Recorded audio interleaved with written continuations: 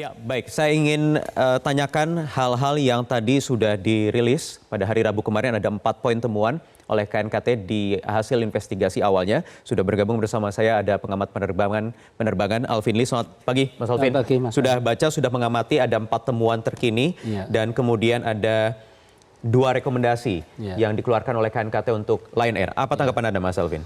Iya, secara umum KNKT memang perlu mengungkapkan ini kepada pihak-pihak terkait. Ya. Nah ini kan hasil temuan atau laporan pendahuluan, karena baru sebagian, belum seluruhnya. Nah dalam hal ini KNKT menyampaikan, saya kira masih general ya, bahwa Lion perlu meningkatkan safety culture, kemudian sebetulnya dalam laporan KNKT juga sudah dicantumkan bahwa pihak Boeing sudah melakukan langkah-langkah korektif.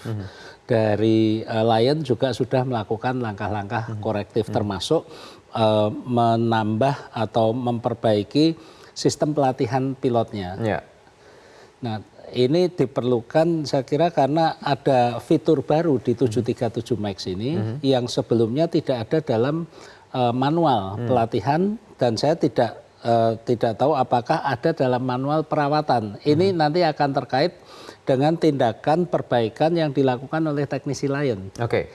Nah, ini mengingat ini produk baru ya, barang baru sehingga butuh pelatihan khusus untuk staf-staf teknisi. Betul. Sehingga ketika terjadi masalah, teknisi itu tahu persis langkah-langkah apa yang harus dilakukan dalam memeriksa dan memperbaiki atau bahkan mengganti komponen tersebut. Oke, ini preliminary report. Apakah memang ini pattern yang memang kerap kali dilakukan ketika ada insiden? Apa karena baru FDR-nya saja ditemukan? Tidak. VCR-nya belum? Memang peraturannya 1 bulan setelah ditemukan pesawat, kemudian FDR dan sebagainya, KNKT wajib menyampaikan laporan preliminary report ini. Oke, dari 4 poin, seperti muncul warning stall di kendali pilot, kemudian di co-pilot tidak ditemukan, tidak menyala begitu ya alertnya. Kemudian ada penurunan otomatis ketinggian, kemudian ada flap yang dikembalikan, dinaikkan, tetapi hidung pesawat justru turun, dan juga terakhir ada permintaan return to base sebelum hilang kontak ke ATC. Ini kan permasalahannya ada pada automatic trim itu, bahwa automatic trim itu berfungsi ketika ada data yang masuk ke komputer bahwa pesawat ini terlalu mendongak, sehingga ada potensi stall. Dengan automatic trim ini pesawat otomatis akan menurunkan atau menukikkan hidungnya ya. Padahal dengan kondisi kalau stall itu posisinya terlalu mendongak sehingga tidak mendapatkan daya angkat kan. Nah, apa yang terjadi adalah dengan tidak berfungsi baiknya AOE angle of attack sensor ini, bahwa pesawat itu sebetulnya tidak mendongak.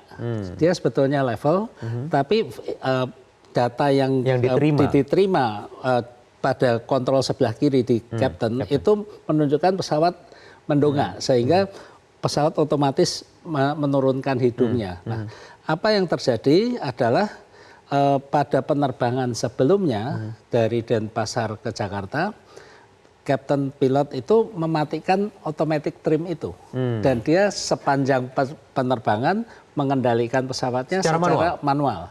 Itu bisa dibenarkan? Nah, itu tidak ada dalam manualnya. Itu merupakan inisiatif dari pilot itu sendiri. Dan diperbolehkan dalam kondisi-kondisi tertentu?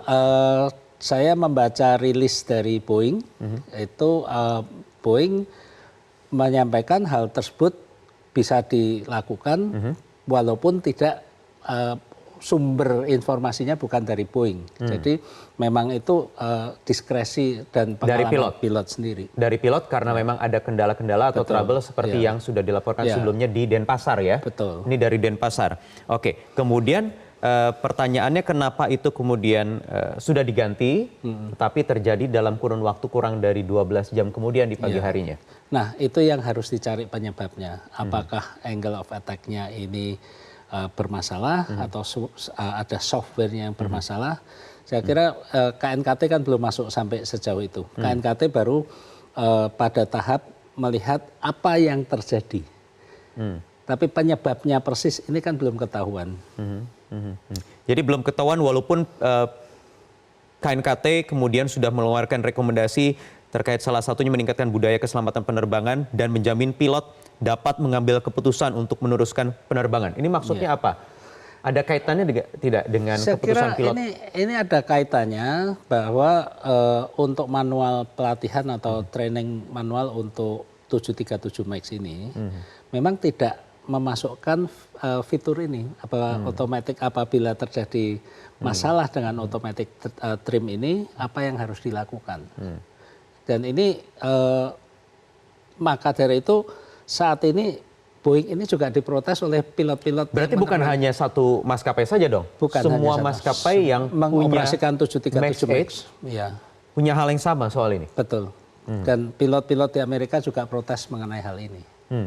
Jadi sekarang juga KNKT, ketua KNKT kabarnya juga ada di Amerika untuk bertemu dengan Boeing. Apakah kemudian kemungkinan diduga membicarakan hal-hal ini?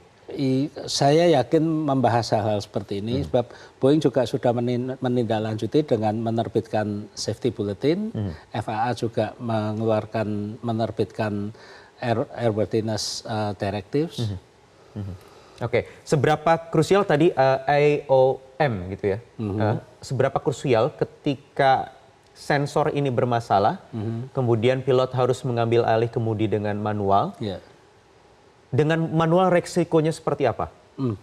Karena kalau auto kan kita tahu resikonya seperti yang terjadi di PKLQP ini.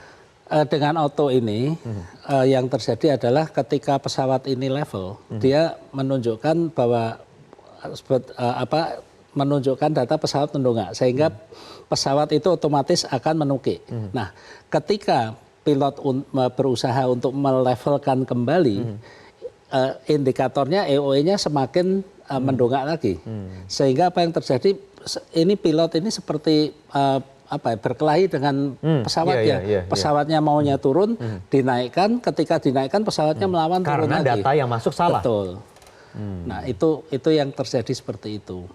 Secara visual dimungkinkan memang untuk dijadikan kendali menjadi manual? Sangat mungkin. Itu kan ada, dan memang setelah kejadian PKLQP ini, Boeing juga menerbitkan safety bulletin kan, bahwa apabila ini terjadi, ini persis seperti yang dilakukan pilot dari Denpasar ke Jakarta, mematikan automatic stabilizer trimnya itu. Dan itu permasalahannya berulang karena KNKT juga dalam temuannya sejak tanggal 26 sampai 28 ada masalah yang sama di PKLQP terkait indikator ketinggian dan kecepatan ini. Nah, ini permasalahannya kembali lagi, apakah aspek kerusakan seperti ini ada dalam training manual untuk teknisi Lion atau tidak? Boeing memberikan panduan atau tidak mengenai hal ini. Kalau ini terjadi, apa yang harus dilakukan?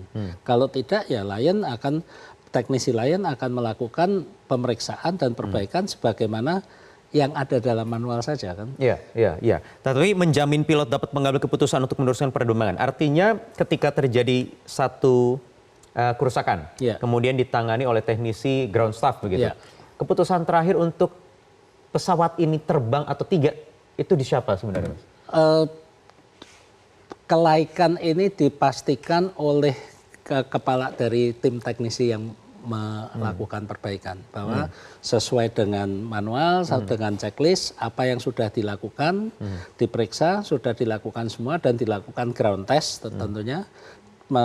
Di hasil ground test menunjukkan sudah oke, dirilis pesawat boleh terbang lagi. Bolehkah pilot ketika tidak yakin karena ada catatan dari penerbangan-penerbangan sebelumnya, akhirnya diputuskan tidak layak terbang? Pilot yang memutuskan terakhir, bolehkah? Pilot biasanya akan melihat bahwa permasalahan atau keluhan yang ditulis di aircraft maintenance logbook itu, Kalau sudah diperbaiki dan dirilis, pilot akan melihat ini pesawat, ya ini kepercayaan. Tidak ada masalah begitu tidak ya? ada masalah. Ada keyakinan Karena terhadap sesama. Para teknisi ini juga bukan orang sembarangan. Mereka Iya. juga berlisensi, mereka punya sertifikat kompetensi kan. Dan pasti pilot akan mengikuti apa rekomendasi yang sudah dilakukan, dikeluarkan oleh teman-teman dari technician begitu ya. Terakhir.